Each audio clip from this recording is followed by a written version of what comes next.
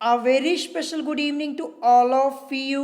स्वागत है आपका हमारे चैनल स्टडी विद अभिमान में। तो आज मैं आप लोगों के लिए पॉलिटेक्निक एंट्रेंस एग्जाम 2020 के लिए केमिस्ट्री का एक टेस्ट लेकर आया हूँ।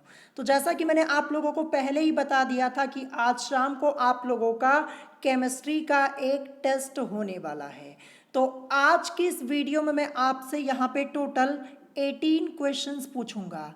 तो जैसे मैं आप लोगों से यहाँ पे क्वेश्चंस पूछूं वैसे ही आपको यहाँ पे क्वेश्चंस के आंसर्स करने हैं। और जब वीडियो फिनिश हो जाएगी तो लास्ट में कमेंट करके ज़रूर बताइएगा कि आपके टोटल 18 क्वेश्चंस में से कितने क्वेश्चंस करेक्ट हुए हैं। और मैं आपसे जैसे यहाँ पे क्वेश्चंस पूछूंगा उसके 15 या 20 सेकंड बाद मैं आप लोगों को उन क्वेश्चंस के आंसर्स भी बता दूंगा, जिससे ये फ़ायदा होगा कि आप अपने आंसर्स को मैच करवा पाएंगे। तो चलिए फिर आज की इस वीडियो को स्टार्ट करते हैं और देखते हैं आज का क्वेश्चन नंबर फर्स्ट क्या दिया है। तो क्वेश्चन नंबर फर्स्ट आप लोगों को अपनी स्क्रीन के ऊपर दिख रहा होगा। तो मैंने यहाँ पे आपसे क्वेश्चन पूछा है कि सोडियम हाइड्रोक्साइड है एक। क्वेश्चन क्या है कि सोडियम हाइड्रोक्साइड है एक।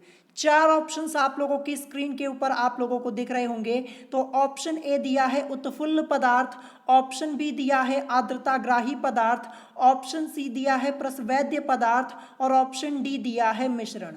तो सबसे पहले आप लोग इस क्वेश्चन के आंसर को करने की कोशिश कीजिए। और मैं आप लोगों को बता दूं कि इससे पहले भी मैंने आपको ये क्वेश्चन 2 बार कराया हुआ है।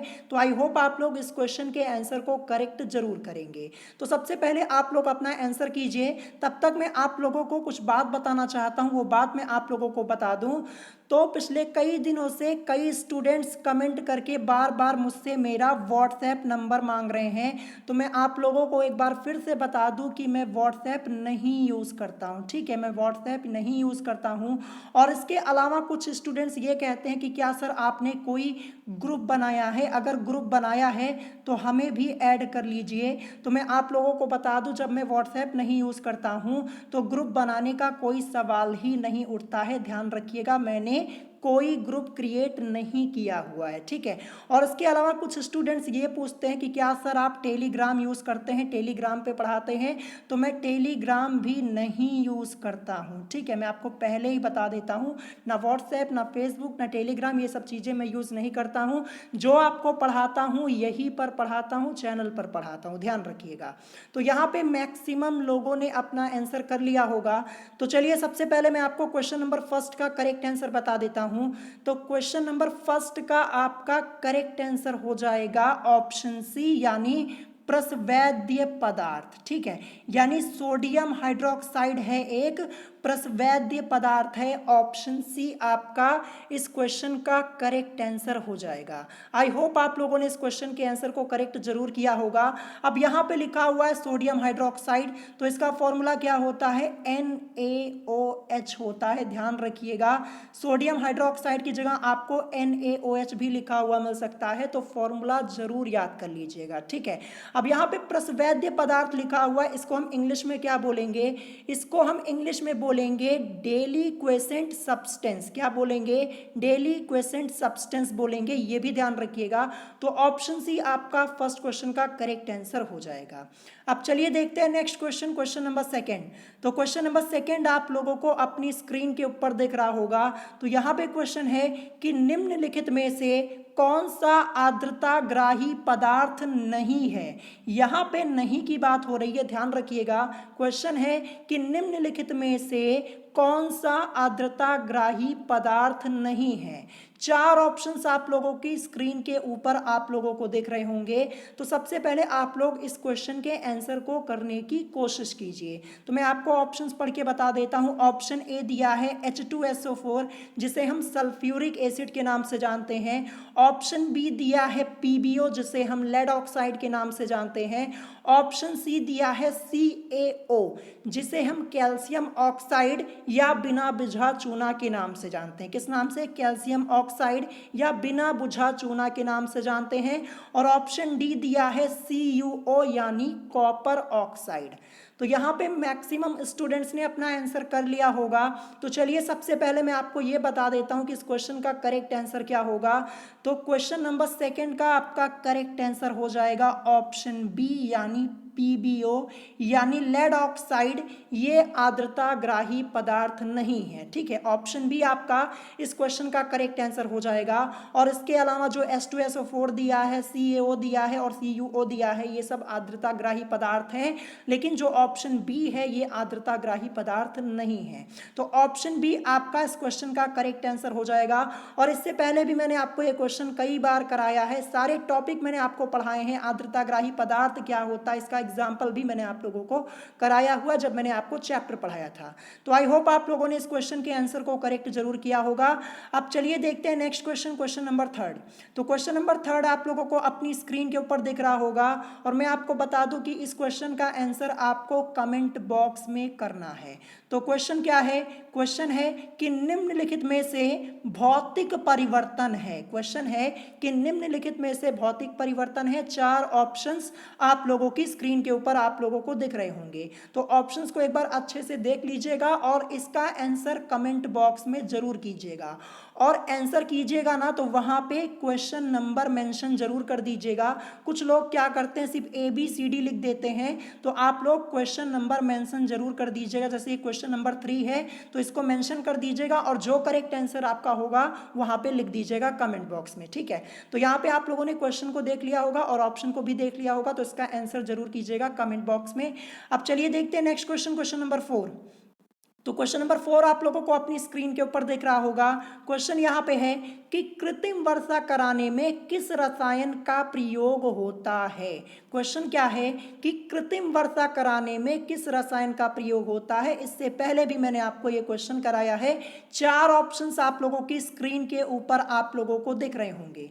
ऑप्शन ए दिया है sodium iodide, option B silver bromide, option C दिया है सिल्वर आयोडाइड और ऑप्शन डी दिया है इनमें से कोई नहीं। तो सबसे पहले आप लोग अपना आंसर करने की कोशिश कीजिए, फिर उसके बाद मैं आप लोगों को इस क्वेश्चन का करेक्ट आंसर बताऊंगा। तो जैसा कि मैंने आपको अभी स्टार्टिंग में बताया कि मैं कोई सोशल मीडिया ऐप्स नहीं यूज़ करता हूं। बार बार स्टूडेंट्स मुझसे यही कमेंट करके पूछते हैं कि सर व्हाट्सएप नंबर दे दीजिए या फिर आप टेलीग्राम आप यूज़ करते हैं, ये बता दीजिए, क्या कोई आपने ग्रुप बनाया है। तो ये सब चीज़ें मैं यूज़ नहीं करता हूँ। जो चीज़ें आपको पढ़ाता हूँ इसी चैनल पर पढ़ाता हूँ और बिल्कुल फ्री में पढ़ाता हूँ, ये भी ध्यान रखिएगा। ठीक है, तो आई होप आप लोगों का कंफ्यूजन क्लियर हो गया होगा। तो यहाँ पे मैक्सिमम स्टूडेंट्स ने अपना आंसर कर लिया होगा। तो चलिए सबसे पहले मैं आपको क्वेश्चन नंबर 4 का करेक्ट आंसर बता देता हूँ। तो क्वेश्चन नंबर 4 का आपका करेक्ट आंसर हो जाएगा ऑप्शन सी, यानी सिल्वर आयोडाइड। ये आपका इस क्वेश्चन का करेक्ट आंसर हो जाएगा। यानी कृत्रिम वर्षा कराने में किस रसायन का प्रयोग होता है, सिल्वर आयोडाइड का होता है। यह क्वेश्चन आप लोगों से कई तरीके से पूछा जा सकता है, ध्यान रखिएगा। तो ऑप्शन सी आपका इस क्वेश्चन का करेक्ट आंसर हो जाएगा।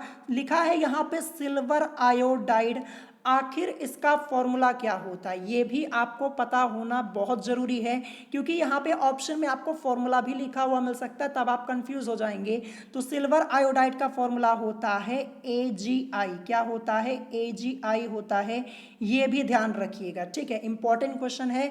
ऑप्शन सी आपका इस क्वेश्चन का करेक्ट आंसर हो जाएगा। आई होप आप लोगों ने इस क्वेश्चन के आंसर को करेक्ट जरूर किया होगा। अब चलिए देखते हैं नेक्स्ट क्वेश्चन, क्वेश्चन नंबर 5।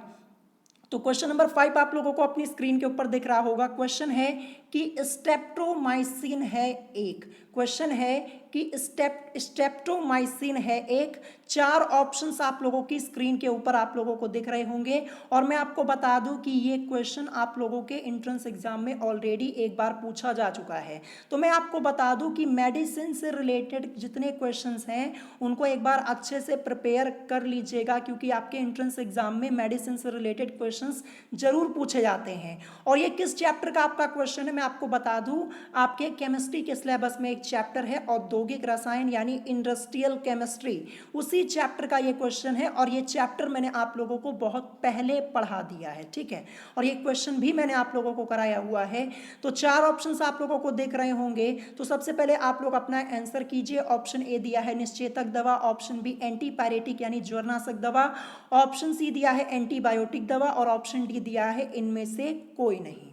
और यहाँ पे मैक्सिमम स्टूडेंट्स ने अपना आंसर कर लिया होगा। क्वेश्चन है कि स्टेप्ट्रोमाइसिन है एक, तो इस क्वेश्चन का करेक्ट आंसर आपका हो जाएगा ऑप्शन सी, यानी एंटीबायोटिक दवा, यानी स्टेप्ट्रोमाइसिन है एक एंटीबायोटिक दवा। ऑप्शन सी आपका इस क्वेश्चन का करेक्ट आंसर हो जाएगा। क्वेश्चन आपका मोस्ट इंपॉर्टेंट है, दोबारा भी आप लोगों से पूछा जा सकता है। आई होप आप लोगों ने इस क्वेश्चन के आंसर को करेक्ट जरूर किया होगा। अब चलिए देखते हैं next question, question number 6। Question number 6 most important question है और ये आपका मॉडरेट लेवल का क्वेश्चन है, पहले ही आप लोगों को मैं बता दे रहा हूं।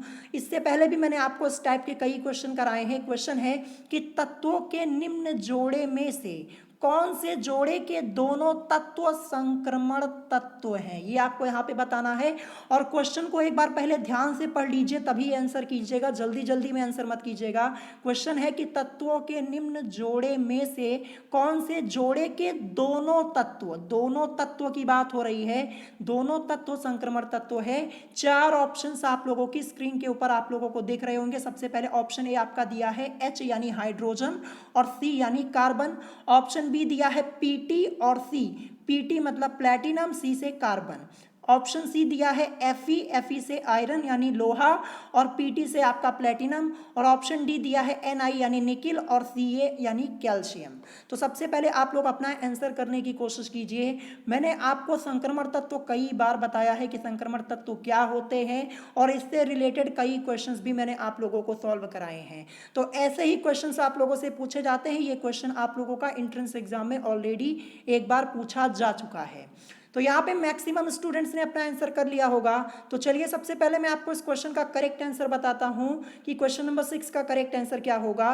तो क्वेश्चन नंबर 6 का आपका करेक्ट आंसर हो जाएगा यहाँ पे ऑप्शन सी, यानी Fe और Pt, यानी Fe से क्या हो जाएगा लोहा और Pt से प्लैटिनम हो जाएगा। ये संक्रमण तत्व हैं। क्वेश्चन पूछा गया था कि तत्वों के निम्न जोड़े में से कौन से जोड़े के दोनों तत्व, तो ये दोनों तत्व जो आपके हैं ये संक्रमण तत्व हैं। तो चलिए एक बार फिर से बता देता हूं आखिर संक्रमण तत्व होता क्या है। तो देखिए जो संक्रमण तत्व होते हैं उनको डी ब्लॉक में रखा गया है, ठीक है, यानी डी ब्लॉक के एलिमेंट्स जो होते हैं, डी ब्लॉक के एलिमेंट्स संक्रमण तत्व कहलाते हैं। मैंने आपको कई बार बताया हुआ, तो आपको ध्यान रखना है कि डी ब्लॉक के जो एलिमेंट्स होते हैं वो संक्रमण तत्व होते हैं, यानी ट्रांजिशन एलिमेंट्स होते हैं। संक्रमण तत्व को हम इंग्लिश में बोलते हैं ट्रांजिशन एलिमेंट बोलते हैं।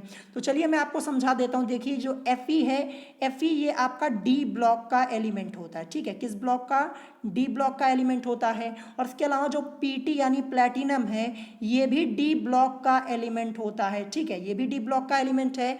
तो ये आपके संक्रमण तत्व हो जाएंगे दोनों। और इसके अलावा देखिए ऑप्शन ए आपका दिया है H यानी हाइड्रोजन।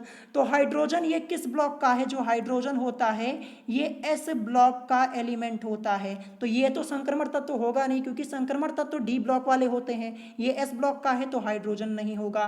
फिर इसके बाद यहाँ पे C दिया है कार्बन। तो कार्बन ये किस ब्लॉक का एलिमेंट होता है, जो कार्बन है ये P ब्लॉक का एलिमेंट होता है। किस ब्लॉक का, P ब्लॉक का एलिमेंट होता है। तो कार्बन भी नहीं होगा, क्योंकि डी ब्लॉक के एलिमेंट संक्रमण तत्व होते हैं, ना कि यहाँ पे S और P के। तो पहला ऑप्शन हो गया कैंसल, ठीक है। फिर उसके बाद ऑप्शन बी आपका दिया है प्लैटिनम।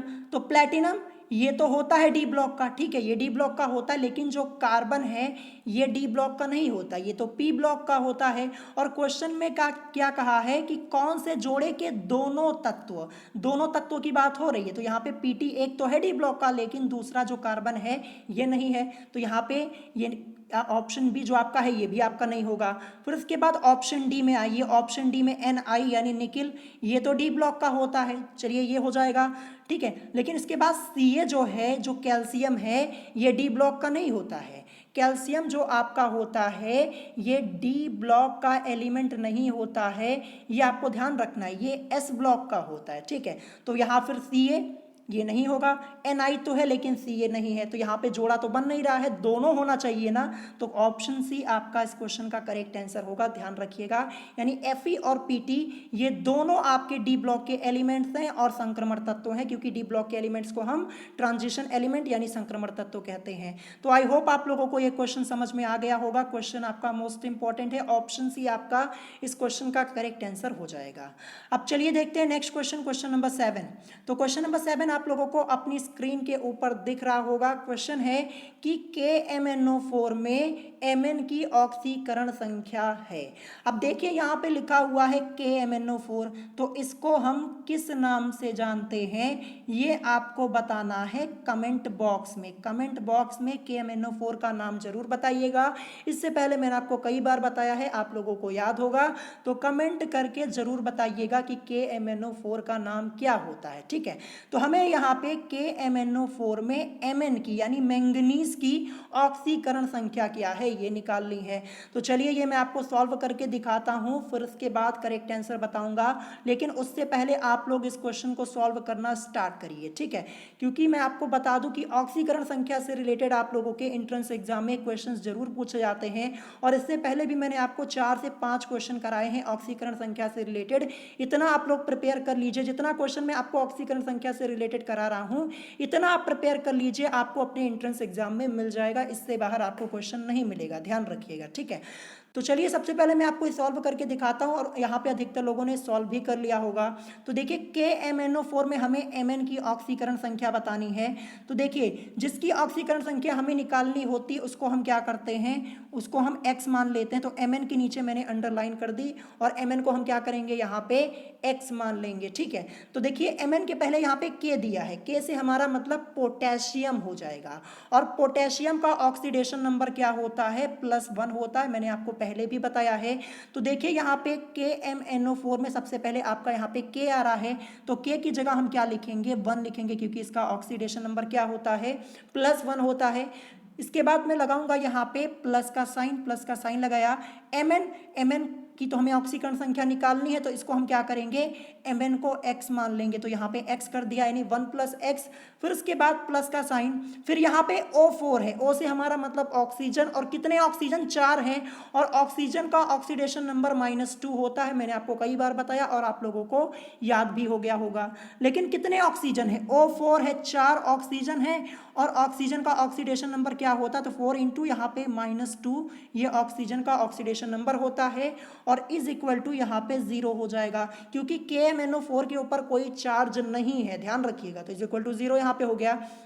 अब इसको आगे सॉल्व करेंगे, तो देखिए 1 + x, ये तो आपका ऐसे ही रहेगा, 4 की मल्टीप्लाई -2 में, तो यहाँ पे -8 आएगा, ये -8, और यहाँ पे प्लस का साइन लगा है ना, प्लस माइनस मिलके माइनस रहे, माइनस हो जाएगा, यानी क्या आ जाएगा, यहाँ पे नीचे आपका यहाँ पे -8 आ जाएगा, और फिर इज इक्वल टू यहाँ पे 0 तो रहेगा ही।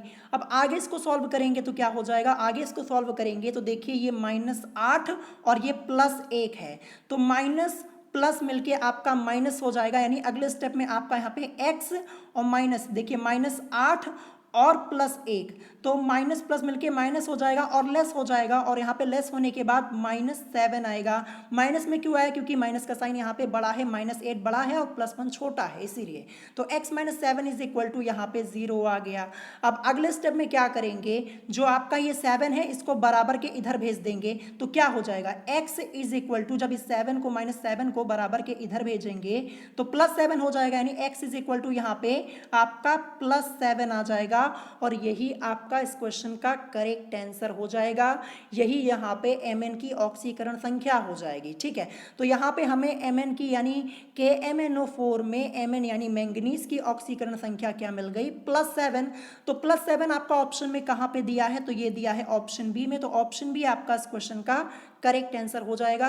आई होप आप लोगों को ये क्वेश्चन समझ में आया होगा, और आप लोगों ने इस क्वेश्चन के आंसर को करेक्ट जरूर किया होगा। तो ऑक्सीडेशन नंबर से रिलेटेड मैं आपको जितने क्वेश्चन करा रहा हूं उनकी प्रैक्टिस जरूर कर लीजिएगा। अब चलिए देखते हैं नेक्स्ट क्वेश्चन, क्वेश्चन नंबर 8। तो क्वेश्चन नंबर 8 आप लोगों को अपनी स्क्रीन के ऊपर दिख रहा होगा। क्वेश्चन है कि वह पदार्थ जिनमें यौगिक की और अधिक मात्रा नहीं घोली जा सकती कहलाता है। क्वेश्चन है कि वह पदार्थ जिनमें यौगिक की और अधिक मात्रा नहीं घोली जा सकती कहलाता है। 4 ऑप्शंस आप लोगों को दिख रहे होंगे, ऑप्शन ए रासायनिक पदार्थ, ऑप्शन बी आर्द्रताग्राही पदार्थ, ऑप्शन सी उत्फुल्ल पदार्थ और ऑप्शन डी दिया है इनमें से कोई नहीं। तो सबसे पहले आप लोग अपना आंसर कीजिए, फिर उसके बाद मैं आपको इस क्वेश्चन का करेक्ट आंसर बताऊंगा। और इससे पहले भी मैंने आपको ये क्वेश्चन कई बार कराए हुए हैं, ठीक है, ये क्वेश्चन जो है ये कई बार कराया है। आज की इस वीडियो में मैंने यहाँ पे जितने क्वेश्चन ऐड किए हैं ना, इन सभी क्वेश्चन को मैंने आपको पहले भी कई बार कराया है। एक दो क्वेश्चन यहाँ पे नया होगा और इसके अलावा जो क्वेश्चन हैं वो सब क्वेश्चन मैंने आपको पहले भी कराए हैं। तो एक तरफ से ये आप लोगों का रिविजन भी यहाँ पे हो जा रहा है। तो क्वेश्चन नंबर 8 का मैं आपको चलिए करेक्ट आंसर बता देता हूँ, क्योंकि मैक्सिमम स्टूडेंट्स ने अपना आंसर कर लिया होगा। तो क्वेश्चन नंबर 8 का करेक्ट आंसर हो जाएगा ऑप्शन बी, यानी आर्द्रताग्राही पदार्थ, यानी वह पदार्थ जिनमें यौगिक की और अधिक मात्रा नहीं घोली जा सकती कहलाता है आर्द्रताग्राही पदार्थ कहलाता है, ठीक है। और आर्द्रताग्राही पदार्थ को हम इंग्लिश में बोलते हैं हाइग्रोस्कोपिक सब्सटेंस, ये भी ध्यान रखिएगा। तो ऑप्शन बी आपका इस क्वेश्चन का करेक्ट आंसर हो जाएगा। आई होप आप लोगों ने इस क्वेश्चन के आंसर को करेक्ट जरूर किया होगा। अब चलिए देखते हैं next question, question number 9।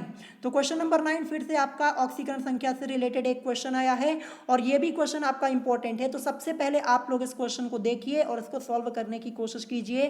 Question है कि Na2H2O3 में S की ऑक्सीकरण संख्या है। यहाँ पे आपको S की ऑक्सीकरण संख्या निकालनी है।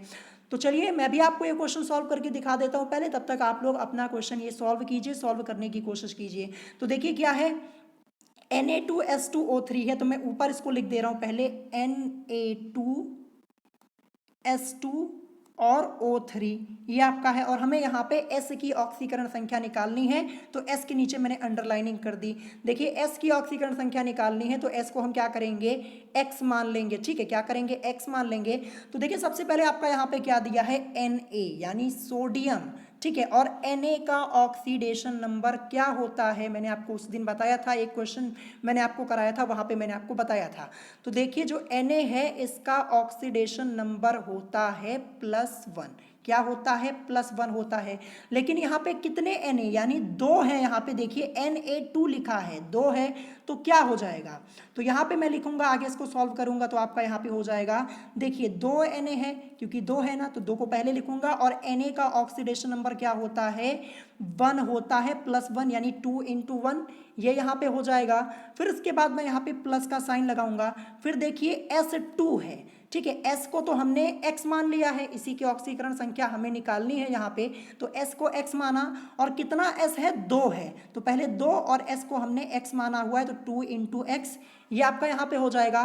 फिर इसके बाद प्लस का साइन लगाऊंगा, प्लस का साइन लगाया। फिर देखिए यहाँ पे O3 है, O से ऑक्सीजन, आपका ऑक्सीजन का ऑक्सीडेशन नंबर -2 होता है। और कितने ऑक्सीजन है, 3 ऑक्सीजन है, तो 3 ऑक्सीजन है 3, और O का यानी ऑक्सीजन का ऑक्सीडेशन नंबर -2 होता है, तो -2 और इज इक्वल टू यहाँ पे 0 हो जाएगा, क्योंकि Na2H2O3 में कोई चार्ज यहाँ पे लगा नहीं हुआ है, तो इज इक्वल टू 0 ही होगा। अब चलिए आगे इस क्वेश्चन को सॉल्व करते हैं, तो क्या हो जाएगा, तो देखिए आगे सॉल्व करेंगे 2 की मल्टीप्लाई 1 में, तो यहाँ पे 2 ही आएगा, तो 2 लिख दिया। फिर उसके बाद देखिए प्लस का साइन यहाँ पे हो जाएगा, प्लस का साइन लगाया, 2 की मल्टीप्लाई x में, तो 2x ये आपका हो जाएगा। फिर उसके बाद देखिए 3 × -2, तो 3 की मल्टीप्लाई -2 में -6 आएगा। और यहाँ पे देखिए ये प्लस का साइन, ये प्लस माइनस मिलके आपका माइनस, यानी क्या आ जाएगा, 2x - 6 और इज इक्वल टू यहाँ पे 0 हो जाएगा। अब अगले स्टेप पे आते हैं, इसको सॉल्व करते हैं। तो देखिए यहाँ पे -6 है और ये +2 है, तो देखिए माइनस प्लस मिलके माइनस हो जाएगा और लेस हो जाएगा। और लेस होने पर अगले स्टेप में देखिए 2x तो रहेगा ही, और यहाँ पे -4 और इज इक्वल टू 0 हो जाएगा। -4 क्यों आया, देखिए -6 और यहाँ पे +2, माइनस प्लस मिलके माइनस हुआ, लेस होगा, तो 6 में से 2 को लेस करेंगे 4, लेकिन माइनस का साइन यहाँ पे बड़ा है, -6 बड़ा है, +2 छोटा है, तो इसीलिए -4 और इज इक्वल टू 0 हो जाएगा, ठीक है। अब अगले स्टेप में क्या करेंगे, तो देखिए यहाँ पे 2x - 4 इज इक्वल टू 0 है, ये -4 है ना, इसको बराबर के इधर भेज देंगे तो क्या हो जाएगा, मैं ऊपर लिख दे रहा हूँ, यहाँ पे जगह नहीं है तो ऊपर मैं साइड में लिख दे रहा हूँ, तो 2x इज इक्वल टू आपका क्या हो जाएगा, 2x इज इक्वल टू 4 हो जाएगा, क्योंकि 4 ये -4 था, इसको बराबर के इधर भेजेंगे तो +4 हो जाएगा ना, ठीक है। तो 2x इज इक्वल टू 4 या फिर x is equal to 4/2 solve करेंगे, 2 × 1 = 2, 2 × 2 = 4, यानी x इज इक्वल टू +2 हमारा आया है। और यही यहाँ पे S की ऑक्सीकरण संख्या हो जाएगी, यानी +2 इस क्वेश्चन का करेक्ट आंसर हो जाएगा। चलिए ऑप्शन में चेक करते हैं, तो ऑप्शन ए आपका इस क्वेश्चन का करेक्ट आंसर हो जाएगा। तो आई होप आप लोगों को ये क्वेश्चन समझ में आया होगा। सिंपल सा क्वेश्चन है, मैंने आपको यहाँ पे ऑक्सीकरण संख्या से रिलेटेड ये शायद 7वां क्वेश्चन कराया है, तो इन सब क्वेश्चन की प्रैक्टिस एक बार कर लीजिएगा, इससे बाहर आपको कोई क्वेश्चन देखने को नहीं मिलेगा और आगे भी मैं आप लोगों को सॉल्व कराऊंगा। तो यहाँ पे ऑप्शन ए इस क्वेश्चन का करेक्ट आंसर हो जाएगा। आई होप आप लोगों ने इस क्वेश्चन के आंसर को करेक्ट जरूर किया होगा। और मैं आपको यहाँ पे क्वेश्चन डिटेल में इसलिए बता रहा हूँ क्योंकि कुछ स्टूडेंट्स यहाँ पे नए होंगे, जो पहली बार आए होंगे, उन्हीं के लिए ये डिटेल में बता रहा हूँ। कुछ स्टूडेंट्स क्या होता है, वो बहुत जल्दी में होते, बार बार कमेंट करके कहते हैं कि सर जल्दी कीजिए, नेक्स्ट क्वेश्चन कराइए, तो बहुत ज़्यादा जल्दी अच्छी नहीं होती है। मैं एक बार फिर से बता रहा हूँ, अगर कोई किसी स्टूडेंट को ये लग रहा है कि मैं बहुत धीमे पढ़ा रहा हूँ, उसको देर हो रही है, तो वो फिर जा सकता है। मैं पहले ही यहाँ पे बता देता हूँ, क्योंकि कुछ स्टूडेंट्स क्या करते हैं, कमेंट करके ये कहते हैं कि सर आप टाइम यहाँ पे ज़्यादा ले रहे हैं, हमें देर हो रही है। तो जिसको देर हो रही है, मैं पहले ही बता रहा हूँ, वो जा सकता है, ठीक है। मैं तो यहाँ पे डिटेल में ही बताऊँगा, क्योंकि ये सब क्वेश्चन आपके इंपॉर्टेंट है। अगर डिटेल में नहीं बताऊँगा, सिर्फ आंसर मैं आपको बताता चला जाऊँगा, तो आपको ही प्रॉब्लम होगी, ठीक है। आपका ही नुकसान है, इसमें मेरा कोई नुकसान नहीं है। तो यहाँ पे ऑप्शन ए इस क्वेश्चन का करेक्ट आंसर हो जाएगा। अब चलिए देखते हैं नेक्स्ट क्वेश्चन, क्वेश्चन नंबर 10। तो क्वेश्चन नंबर 10 आप लोगों को अपनी स्क्रीन के ऊपर दिख रहा होगा। तो क्वेश्चन है कि कौन सी गैस कीप उपकरण द्वारा बनाई जाती है। अभी ये क्वेश्चन मैंने आपको 6 दिन पहले ही कराया हुआ है। तो 4 ऑप्शंस आप लोगों को अपनी स्क्रीन के ऊपर दिख रहे होंगे। तो सबसे पहले आप लोग अपना आंसर कीजिए, फिर उसके बाद मैं आपको इस क्वेश्चन का करेक्ट आंसर बताऊंगा। क्वेश्चन है कि कौन सी गैस कीप उपकरण द्वारा बनाई जाती है।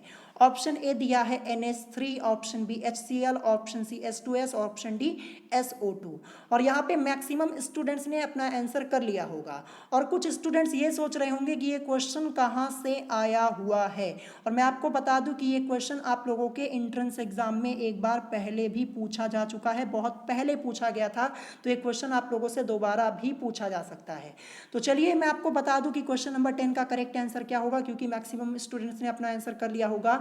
तो क्वेश्चन नंबर 10 का आपका करेक्ट आंसर हो जाएगा ऑप्शन सी, यानी H2S। इसको किस नाम से जानते हैं, हाइड्रोजन सल्फाइड के नाम से। तो ऑप्शन सी आपका इस क्वेश्चन का करेक्ट आंसर हो जाएगा। आई होप आप लोगों ने इस क्वेश्चन के आंसर को करेक्ट जरूर किया होगा, क्योंकि इससे पहले मैंने आपको ये क्वेश्चन एक बार कराया हुआ है। तो ऑप्शन सी इस क्वेश्चन का करेक्ट आंसर होगा। तो ऐसे भी क्वेश्चन आप लोगों से पूछे जाते हैं, ये थ्योरी पार्ट के बीच में से आपका क्वेश्चन बना हुआ है। ये आपको अपनी बुक के एक्सरसाइज वाले क्वेश्चन में नहीं देखने को मिलेगा। ये क्वेश्चन ध्यान रखिएगा, ये थ्योरी पार्ट के बीच में से बना हुआ है। तो ऐसे ही क्वेश्चन आप लोगों से पूछे जाते हैं, ध्यान रखिएगा। अब चलिए देखते हैं नेक्स्ट क्वेश्चन, क्वेश्चन नंबर 11। तो क्वेश्चन नंबर 11 आप लोगों को अपनी स्क्रीन के ऊपर दिख रहा होगा। क्वेश्चन है कि टैल्क किस धातु का अयस्क है। 4 ऑप्शंस आप लोगों की स्क्रीन के ऊपर आप लोगों को दिख रहे होंगे। और मैं आप लोगों को बता दूं कि धातु और उनके अयस्क से रिलेटेड एक वीडियो मैंने अलग से बनाई है, पूरा टॉपिक मैंने आपको पढ़ाया है। फिर उसके बाद मैंने आपको धातु और उनके अयस्क से रिलेटेड करीब 30 से 35 क्वेश्चन अलग से सॉल्व कराए हुए हैं। तो अगर आप लोगों ने इतना पढ़ा होगा तो इस क्वेश्चन का आंसर तो बड़े आसानी से कर पाए होंगे। और जिसने नहीं पढ़ा वो के पढ़ लेगा, क्योंकि यहाँ से क्वेश्चन आप लोगों के पूछे जाते हैं धातु और उनके अयस्क से रिलेटेड। तो यहाँ पे मैक्सिमम स्टूडेंट्स ने अपना आंसर कर लिया होगा। चलिए मैं आपको इस क्वेश्चन का करेक्ट आंसर बताता हूँ। तो क्वेश्चन नंबर 11 का आपका करेक्ट आंसर हो जाएगा ऑप्शन सी, यानी मैग्नीशियम। यानी टैल्क किस धातु का अयस्क है, मैग्नीशियम का। ऑप्शन सी आपका इस क्वेश्चन का करेक्ट आंसर हो जाएगा। मैग्नीशियम को हम Mg से रिप्रेजेंट करते हैं, ये भी ध्यान रखिएगा। अब चलिए देखते हैं नेक्स्ट क्वेश्चन, क्वेश्चन नंबर 12। तो क्वेश्चन नंबर 12 ये आप लोगों के एंट्रेंस एग्जाम में ऑलरेडी एक बार पूछा जा चुका है। क्वेश्चन है कि स्टेनलेस स्टील में कार्बन का प्रतिशत है। 4 ऑप्शंस आप लोगों की स्क्रीन के ऊपर आप लोगों को दिख रहे होंगे। तो सबसे पहले आप लोग इस क्वेश्चन का आंसर कीजिए, और मैं आप लोगों को बता दूं कि ये क्वेश्चन मैंने आपको ऑलरेडी एक बार कराया हुआ है। तो देखिए, जो स्टूडेंट अपना रिवीजन करता है ना, उसका टेस्ट आज बहुत ही अच्छा होगा, क्योंकि मैंने यहाँ पे उन्हीं क्वेश्चंस को अधिकतर ऐड किया है जो मैंने आपको पहले पढ़ा दिए हैं। तो अगर आप लोग अपना रिवीजन करते होंगे ना, तो आज आपके सभी क्वेश्चन यहाँ पे करेक्ट जरूर होंगे। तो यहाँ पे क्वेश्चन नंबर 12 का आंसर मैक्सिमम स्टूडेंट्स ने कर लिया होगा। तो चलिए सबसे पहले मैं आपको क्वेश्चन नंबर 12 का करेक्ट आंसर बताता हूँ। तो क्वेश्चन नंबर 12 का आपका करेक्ट आंसर होगा ऑप्शन ए, यानी 0.1% से 0.25%। यानी स्टेनलेस स्टील में कार्बन का प्रतिशत है 0.1% से 0.25%। ये आपका इस क्वेश्चन का करेक्ट आंसर हो जाएगा। तो आई होप आप लोगों ने इस क्वेश्चन के आंसर को करेक्ट जरूर किया होगा। और मैं आप लोगों को बता दूं कि अब आप लोगों के पास ज़्यादा समय नहीं बचा हुआ है, आप लोगों का एंट्रेंस एग्जाम काफ़ी करीब है। तो आप लोग अपना पूरा फोकस लगाइए अपने रिवीजन में और प्लस इंपॉर्टेंट क्वेश्चन सॉल्व कीजिए, ठीक है। अभी नए चैप्टर के पीछे मत पड़िए। अगर यहाँ पे नए चैप्टर को पढ़ने के लिए आप जाएंगे तो आपको काफ़ी कंफ्यूजन होगा, क्योंकि ज़्यादा टाइम आप लोगों के पास है नहीं। जितना टाइम है ना उतने में आप अपना रिवीजन ही कर लीजिए, वो आपके लिए काफ़ी होगा। और इंपॉर्टेंट क्वेश्चन को सॉल्व कीजिए। जो चैप्टर मैंने अभी आपको नहीं पढ़ाया है ना, मैं आपको उस चैप्टर के इंपॉर्टेंट क्वेश्चन सॉल्व करा दूंगा। और खासकर अपनी बुक के एग्जाम्पल को जरूर सॉल्व कीजिए, अरिहंत के, मैंने आपको कई बार बताया है। तो इंपॉर्टेंट क्वेश्चंस वो मैं आपको करवा दूंगा जो कि आपके एंट्रेंस एग्जाम के पॉइंट ऑफ व्यू से इंपॉर्टेंट होंगे, ठीक है। तो यहाँ पे क्वेश्चन नंबर 12 का करेक्ट आंसर होगा ऑप्शन ए। अब चलिए देखते हैं नेक्स्ट क्वेश्चन, क्वेश्चन नंबर 13। तो क्वेश्चन नंबर 13 आप लोगों को अपनी स्क्रीन के ऊपर दिख रहा होगा और ये क्वेश्चन आज दूसरी बार आया है। इससे पहले भी मैंने आपको एक बार कराया हुआ है। क्वेश्चन है कि टंगस्टन का लैटिन नाम है। आपको यहाँ पे टंगस्टन का लैटिन नाम बताना है। उससे पहले मैं आप लोगों को ये बता दूं कि टंगस्टन को हम W से रिप्रेजेंट करते हैं। ये भी ध्यान रखिएगा, यहाँ से भी एक क्वेश्चन पूछा जा सकता है कि टंगस्टन को कैसे रिप्रेजेंट किया जाता है, किससे रिप्रेजेंट किया जाता है। तो W से रिप्रेजेंट किया जाता है, ये ध्यान रखिएगा, ठीक है। चार ऑप्शंस आप लोगों की स्क्रीन के ऊपर आप लोगों को दिख रहे होंगे। तो सबसे पहले आप लोग इस क्वेश्चन का आंसर कीजिए, फिर इसके बाद मैं आप लोगों को इस क्वेश्चन का करेक्ट आंसर बताऊंगा। और दूसरी बार करवा रहा हूं ये क्वेश्चन, तो आई होप आप लोग इस क्वेश्चन के आंसर को करेक्ट जरूर करेंगे। और यहाँ पे मैक्सिमम स्टूडेंट्स ने अपना आंसर कर भी लिया होगा। तो चलिए सबसे पहले मैं आपको टंगस्टन का लैटिन नाम बता देता हूँ, आखिर इसका लैटिन नाम क्या होता है।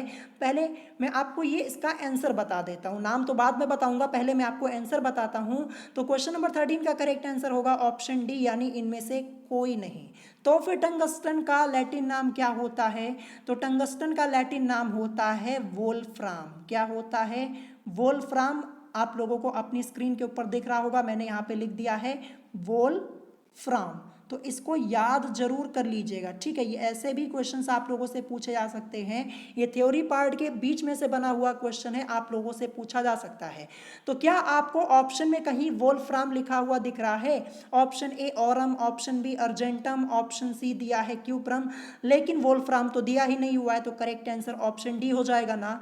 अब मैं आपको यहाँ पे तीन ऑप्शन जो दिए हैं उनको बता देता हूँ। सबसे पहले तो देखिए ऑरम, ये किसका लैटिन नेम होता है। ये मैंने आपको पहले भी कराया है ये क्वेश्चन कि ऑरम किसका लैटिन नाम होता है। ये सोने का होता है, ध्यान रखिएगा, ठीक है। किसका, सोने का होता है। तो यहाँ से क्वेश्चन बन जाएगा कि सोने का लैटिन नाम क्या होता है, ऑरम होता है। ध्यान रखिएगा क्या होता है, ऑरम। फिर इसके बाद देखिए यहाँ पे अर्जेंटम लिखा हुआ है। ये अर्जेंटम किसका होता है, अर्जेंटम ये चांदी का होता है। ध्यान रखिएगा किसका होता है, चांदी का होता है। तो ये भी ध्यान रखिएगा। फिर उसके बाद क्यूप्रम लिखा हुआ है।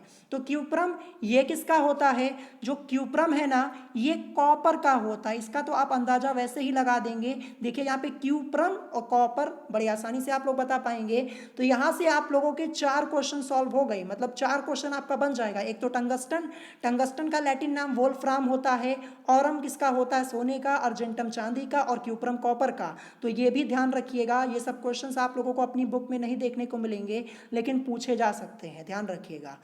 तो चलिए अब इसके बाद देखते हैं नेक्स्ट क्वेश्चन, क्वेश्चन नंबर 14।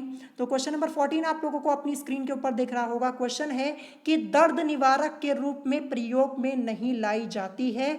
चार ऑप्शंस आप लोगों की स्क्रीन के ऊपर आप लोगों को दिख रहे होंगे। क्वेश्चन है कि दर्द निवारक के रूप में प्रयोग में नहीं लाई जाती। चार ऑप्शंस यहाँ पे आप लोगों को दिख रहे होंगे। ऑप्शन ए दिया है aspirin, option B paracetamol, option C दिया है क्लोरोमाइन, और ऑप्शन डी दिया है मॉर्फिन। तो यहाँ पे मेडिसिन के नाम लिखे हुए हैं, ऑप्शन में आप लोगों को दिख रहे होंगे। और क्वेश्चन पूछा गया है कि दर्द निवारक के रूप में प्रयोग में नहीं लाई जाती है, नहीं की बात हो रही है।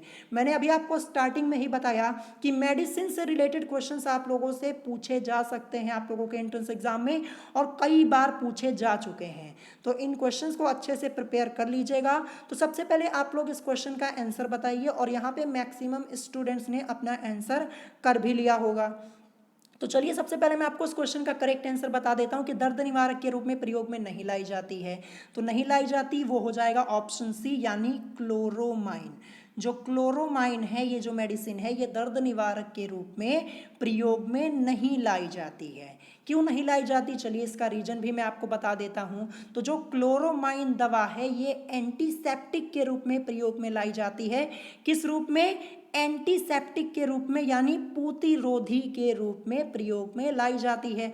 और यहाँ पे आप लोगों से क्या पूछा गया था कि दर्द निवारक के रूप में प्रयोग में नहीं लाई जाती है, तो यही तो हो जाएगी क्योंकि जो क्लोरोमाइन है ये एंटीसेप्टिक यानी प्रतिरोधी के रूप में प्रयोग में लाई जाती है, तो दर्द निवारक के रूप में इसका प्रयोग नहीं होता। और उसके अलावा जो यहाँ पे आपका दिया है एस्पिरिन, पैरासीटामोल और मॉर्फिन, इनका यूज होता है दर्द निवारक के रूप में, ध्यान रखिएगा।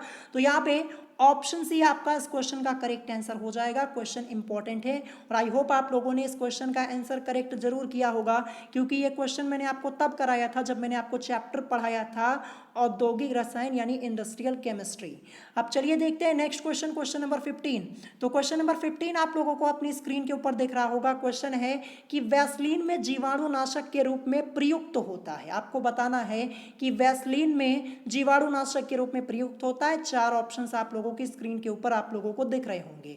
तो सबसे पहले आप लोग इस क्वेश्चन का आंसर कीजिए, फिर उसके बाद मैं आप लोगों को इस क्वेश्चन का करेक्ट आंसर बताऊंगा।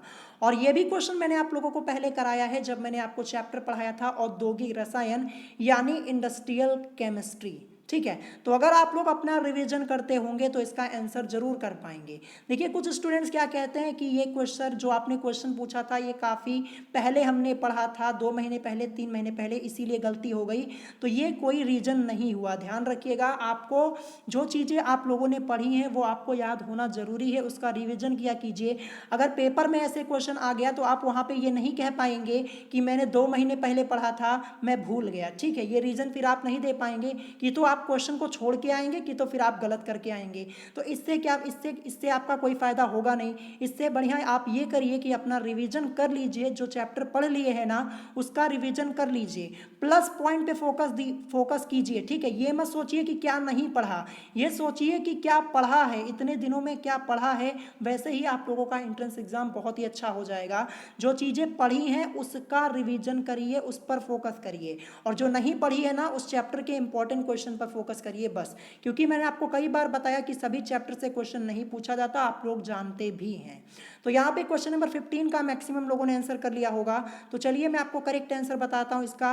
क्वेश्चन नंबर 15 का आपका करेक्ट आंसर होगा ऑप्शन बी, जिंक ऑक्साइड। इसका फॉर्मूला क्या होता है, ZnO होता है। तो ये भी ध्यान रखिएगा क्योंकि ऑप्शन में ZnO भी आपको लिखा हुआ मिल सकता है। तो ऑप्शन बी आपका इस क्वेश्चन का करेक्ट आंसर हो जाएगा। तो आई होप आप लोगों ने इस क्वेश्चन के आंसर को करेक्ट जरूर किया होगा। अब चलिए देखते हैं नेक्स्ट क्वेश्चन, क्वेश्चन नंबर 16। तो क्वेश्चन नंबर 16 आप लोगों को अपनी स्क्रीन के ऊपर दिख रहा होगा। क्वेश्चन है कि शुष्क सेल बनाने में प्रयुक्त किया जाता है। यह भी क्वेश्चन मैंने आपको पहले कराया है। क्वेश्चन है कि शुष्क सेल बनाने में प्रयुक्त किया जाता है। चार ऑप्शंस आप लोगों की स्क्रीन के ऊपर आप लोगों को दिख रहे होंगे। तो सबसे पहले आप लोग इस क्वेश्चन के आंसर को करने की कोशिश कीजिए, फिर उसके बाद मैं आप लोगों को इस क्वेश्चन का करेक्ट आंसर बताऊंगा, ठीक है। और जब यहाँ पे टेस्ट फिनिश हो जाएगा ना तो लास्ट में कमेंट करके जरूर बताइएगा कि आपका स्कोर क्या रहा। यानी मैं आप लोगों से यहाँ पे 18 क्वेश्चंस पूछने वाला हूँ, ठीक है। तो कमेंट करके जरूर बताइएगा। और मैं आप लोगों के आंसर यहाँ पे देखता रहता हूँ, ठीक है। मुझे पता है कि किस स्टूडेंट ने कितना आंसर यहाँ पे करेक्ट किया है, लेकिन जैसा कि मैंने आपको पहले भी कई बार बताया है कि एक साथ यहाँ पे 100 से ऊपर स्टूडेंट्स कमेंट करते हैं तो सभी का रिप्लाई दे पाना पॉसिबल नहीं होता है। लेकिन मैं सभी लोगों का कमेंट देखता हूँ, एक एक लोगों का कमेंट देखता हूँ कि कौन क्या आंसर कर रहा है। तो लास्ट में कमेंट करके जरूर बताइएगा कि आपके टोटल कितने क्वेश्चन करेक्ट हुए या फिर कितने रॉन्ग हुए, कमेंट करके जरूर बताइएगा। तो यहाँ पे क्वेश्चन नंबर 16 का मैक्सिमम स्टूडेंट्स ने अपना आंसर कर लिया होगा। तो क्वेश्चन नंबर 16 का करेक्ट आंसर आपका हो जाएगा NH4Cl। ये आपका इस क्वेश्चन का करेक्ट आंसर हो जाएगा। अब यहाँ पे लिखा हुआ है NH4Cl, इसको हम किस नाम से जानते हैं ये आपको बताना है कमेंट करके, क्योंकि इससे पहले मैंने आपको कई बार बताया और मैक्सिमम लोगों को नाम पता है कि NH4Cl का नाम क्या होता है, लेकिन आपको ये कमेंट करके बताना है। और जब बताइएगा ना तो क्वेश्चन नंबर नंबर मेंशन कर दीजिएगा कि हाँ क्वेश्चन नंबर 16 का आप लोगों ने आंसर यहाँ पे किया है जो मैंने आपसे पूछा है। ऐसा मत कीजिएगा सिर्फ नाम लिख दे आप लोग, लेकिन क्वेश्चन नंबर को भी मेंशन करना मत भूलिएगा, इसको क्वेश्चन नंबर को लिख दीजिएगा, ठीक है। तो यहाँ पे ऑप्शन भी आपका इस क्वेश्चन का करेक्ट आंसर हो जाएगा, यानी NH4Cl ये इस क्वेश्चन का करेक्ट आंसर हो जाएगा। अब चलिए देखते हैं नेक्स्ट क्वेश्चन, क्वेश्चन नंबर 17। तो क्वेश्चन नंबर 17 ये दूसरी बार आज मैं आप लोगों को करवा रहा हूं। क्वेश्चन है कि निम्नलिखित में से किस पदार्थ का उपयोग बर्तनों को चमकीला बनाने के लिए किया जाता है। क्वेश्चन इंपॉर्टेंट है, 4 ऑप्शंस आप लोगों की स्क्रीन के ऊपर आप लोगों को दिख रहे होंगे। और मैं आपको बता दूं कि ये क्वेश्चन आपको अपनी बुक में नहीं देखने को मिलेगा, लेकिन इससे पहले टेस्ट में ही मैंने आपको ये क्वेश्चन कराया हुआ है। तो आशा यही करता हूं कि सभी लोग इस क्वेश्चन के आंसर को करेक्ट जरूर करेंगे। जो रिवीजन करते हैं, जिन्होंने अच्छे से पढ़ाई की होगी, वो जरूर इस क्वेश्चन का आंसर करेक्ट करेंगे। तो यहाँ पे 4 ऑप्शंस आप लोगों ने देख लिए होंगे और अपना आंसर भी कर लिया होगा। तो चलिए सबसे पहले मैं आपको क्वेश्चन नंबर 17 का करेक्ट आंसर बताता हूँ। तो क्वेश्चन नंबर 17 का आपका करेक्ट आंसर हो जाएगा ऑप्शन ए, यानी जिंक ऑक्साइड। यानी निम्नलिखित में से किस पदार्थ का उपयोग बर्तनों को चमकीला बनाने के लिए किया जाता है? जिंक ऑक्साइड का किया जाता है। ऑप्शन ए आपका इस क्वेश्चन का करेक्ट आंसर हो जाएगा। और जिंक ऑक्साइड का फॉर्मूला ZnO होता है, अभी ऊपर भी मैंने आपको बताया। तो ऐसे ही क्वेश्चंस आप लोगों से पूछे जाते हैं। देखिए मैंने आपको पहले भी बताया कि सभी क्वेश्चन आपको अपनी बुक के नहीं मिलेंगे, कुछ क्वेश्चन तो आपको बाहर के मिलेंगे ही मिलेंगे, ध्यान रखिएगा। और वो यही क्वेश्चंस होते हैं, ऐसे ही क्वेश्चंस आप लोगों से पूछे जाते हैं। तो इसको एक बार अच्छे से प्रिपेयर कर लीजिएगा। और आप लोगों ने प्रिपेयर किया भी होगा, क्योंकि इससे पहले भी मैंने आपको ये क्वेश्चन कराया है। ये पहली बार थोड़ी ना यहाँ पे क्वेश्चन आया, इससे पहले भी मैंने आपको कराया है। तो ऑप्शन ए आपका इस क्वेश्चन का करेक्ट आंसर हो जाएगा। अब चलिए देखते हैं आज का लास्ट क्वेश्चन, क्वेश्चन नंबर 18, जो कि आपको अपनी स्क्रीन के ऊपर दिख रहा होगा। क्वेश्चन है कि आंखों की दवाई के रूप में निम्न में से किसका उपयोग किया जाता है। क्वेश्चन क्या है कि आंखों की दवाई के रूप में निम्न में से किसका उपयोग किया जाता है। इससे पहले भी मैंने आपको ये क्वेश्चन 2 बार कराया है। क्वेश्चन का ऑप्शन आप लोगों को अपनी स्क्रीन के ऊपर दिख रहा होगा। ऑप्शन ए नौसादर, ऑप्शन बी विरंजक चूर्ण, ऑप्शन सी पोटाश एलम और ऑप्शन डी दिया है सोडियम कार्बोनेट। 4 ऑप्शंस आप लोगों ने देख लिए होंगे। तो सबसे पहले आप लोग अपना आंसर यहाँ पे कीजिए, ठीक है। तो यहाँ पे जैसे ही मैं आपको इसका आंसर बताऊंगा, उसके साथ आपका ये टेस्ट कंप्लीट हो जाएगा। लेकिन ये जरूर बताइएगा कि आप लोगों ने कितना क्वेश्चन यहाँ पे करेक्ट किया है, और साथ साथ ये भी बताइएगा कि आज का क्वेश्चन आपको कैसा लगा, कि ये क्वेश्चन ईजी था, या फिर जो क्वेश्चंस मैंने आपको कराए हैं आज के, ये बताइएगा कि ये क्वेश्चंस इजी थे या फिर मॉडरेट लेवल के थे या फिर हाई लेवल के थे। कमेंट करके ये भी जरूर बताइएगा। तो यहाँ पे क्वेश्चन नंबर 18 का मैक्सिमम लोगों ने अपना आंसर यहाँ पे कर लिया होगा। तो क्वेश्चन नंबर 18 का करेक्ट आंसर क्या होगा, चलिए सबसे पहले मैं आपको ये बता देता हूँ। तो क्वेश्चन नंबर 18 का आपका करेक्ट आंसर यहाँ पे हो जाएगा ऑप्शन सी, यानी पोटास एलम। अब पोटास एलम ये क्या होता है? फिटकरी होती है। मैंने आपको पहले भी कई बार बताया है कि फिटकरी को हम पोटास एलम के नाम से भी जानते हैं। चाहे पोटाश एलम बोलिए, चाहे फिटकरी बोलिए, बात एक ही है। तो आंखों की दवाई के रूप में निम्न में से किसका उपयोग किया जाता है? पोटाश एलम यानी फिटकरी का। तो देखिए आपको कंफ्यूज करने के लिए ऑप्शन में फिटकरी ना लिख के पोटाश एलम लिखा गया है। और ये क्वेश्चन पूछा जाएगा ना, तो ऐसे ही पूछा जाएगा, यही ऑप्शंस आपको लिखे हुए मिलेंगे, इसमें कोई चेंज नहीं होगा, ध्यान रखिएगा।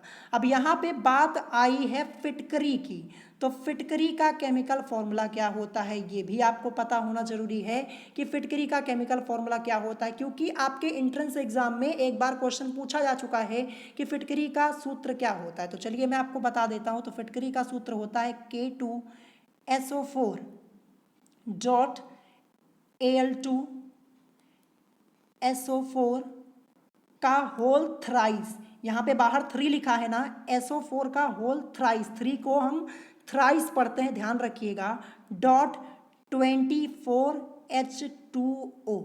ये आपका होता है फिटकरी का केमिकल फॉर्मूला। ये आप लोगों ने क्लास 10th में पढ़ा होगा, ठीक है, क्लास 10th में आप लोगों ने जरूर पढ़ा होगा ये फॉर्मूला।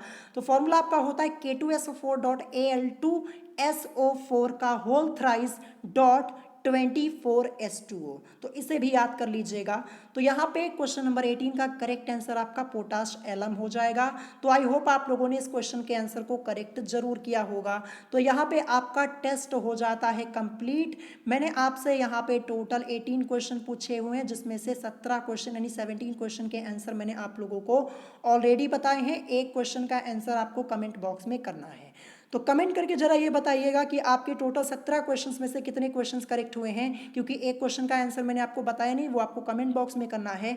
तो 17 में से ये बताइएगा कि आपके कितने करेक्ट हुए हैं। तो यहाँ पे कुछ स्टूडेंट्स होंगे जिनके सभी क्वेश्चंस यहाँ पे करेक्ट हुए होंगे, कुछ होंगे जिनके एक दो गलत हुए होंगे। तो ऐसे आप लोग अपनी प्रैक्टिस रोज किया कीजिए। मैं आपको बता दूं कि अपना रिवीजन रोज करेंगे ना तो टेस्ट में आप लोग अच्छे से अच्छा स्कोर कर पाएंगे, ठीक है। और ये जो अंतिम समय की पढ़ाई होती है ये आपके लिए बहुत ही काम आएगी, ध्यान रखिएगा, रिवीजन कर लीजिएगा। क्योंकि देखिए जो आपने यहाँ पे काफ़ी दिनों से आप लोग अपनी प्रिपरेशन कर रहे हैं, तो पुरानी चीज़ें कुछ स्टूडेंट्स ये कहते हैं, उनकी ये प्रॉब्लम है कि वो पुरानी चीज़ें भूल जाते हैं, ठीक है। तो अपना रिवीजन इसीलिए किया कीजिए ताकि आपको आपने जो पुरानी चीज़ें पढ़ी है ना वो आप भूले नहीं, और आपको जो क्वेश्चन है उसका आंसर पता रहे। जब आप एंट्रेंस एग्जाम में जाएं तो वहाँ पे क्वेश्चन को आसानी से सॉल्व कर पाएं, ठीक है। तो जरूर बताइएगा कि आपके यहाँ पे कितने क्वेश्चंस करेक्ट हुए हैं। और अगर आज की इस वीडियो में आप लोगों को कोई बात नहीं समझ में आई हो तो आप मुझसे कमेंट करके पूछ सकते हैं। और अगर आज की वीडियो आप लोगों को पसंद आई हो तो वीडियो को लाइक करना मत भूलिएगा, और साथ ही साथ हमारे चैनल स्टडी विद अभिमान को सब्सक्राइब करना मत भूलिएगा। तो आज की वीडियो में इतना ही, मिलेंगे नेक्स्ट वीडियो में। Thanks for watching.